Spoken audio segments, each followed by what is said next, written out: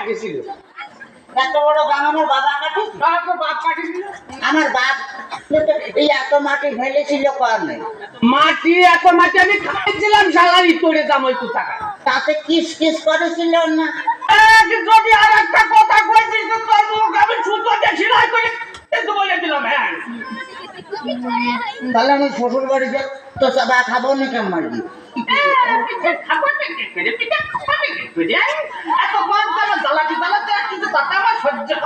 বুঝতে পারতেছিস তোর ওই শাশুড়ি আর কি ওই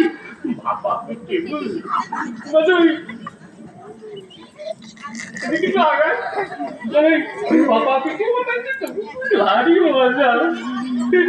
শ্বশুর বাজার কি বিয়ে করেছেন? বিয়ে করেছি কিনা? বিয়ে না করে তোরটা আসলো করছি। তালারি তোরে কাকু টাকা আপনার কোনো ছেলে বিলে হয়নি শ্বশুর বাজার? কপাল আমার আমার ছেলে পেলে হয়েছে কিনা কষ্ট দেখি আমি আর কোন দেখি যাই তোর মাঝিয়ে অতপা গুলো করে যখন একেবারে দেখেছিস। তাহলে আমি শ্বশুর বাড়ি যাই একটু গোস্ত চাবা খাবো নাকি? খাবার কি বুঝে এই যে অবস্থা করতে সত্যি তাতে তুমি বুঝতে পারছো না তো গোস্ত খাবার কি করি। তাতে নিয়ে বিয়ে দিয়ে আমি খাইছি ছাই খাতে গেলেন আমার কাছে বলি তো 10 কেজি চাল পাঠা দিতাম।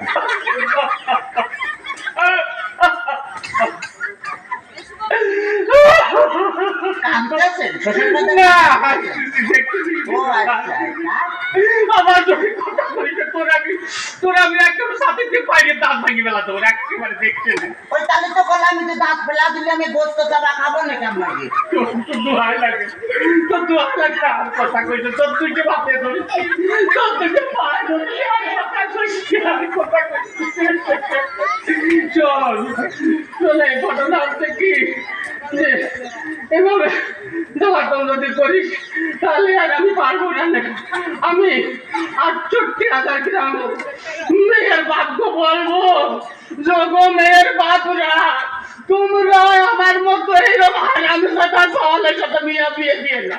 মেয়ে বিয়ে দেওয়ার আগে ভাবিয়ে দেখবো যে সেই মেয়ের জামাই ভাত কাপড় দিতে পারে কিনা, জামাই বাড়ি ঘর দূর আছে কিনা, জামাই ঠিক মতো মেয়ের পাশে মানাই কিনা, তারপরেই তোমরা মেয়েকে বিয়ে দিও।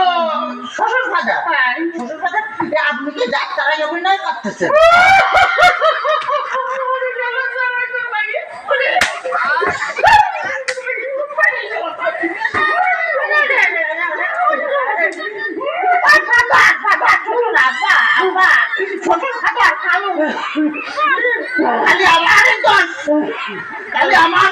তোমার মেয়ে বিয়ে করে আমি যে ফকির হয়ে গেছি ভালো টাকা চাই, ভালো টাকা চাই।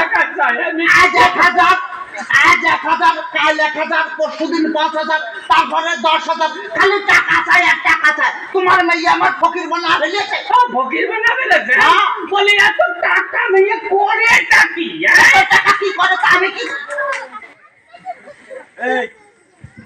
হ্যালো, সিঁড়ি থেকে বলবো চলছে হাততালি।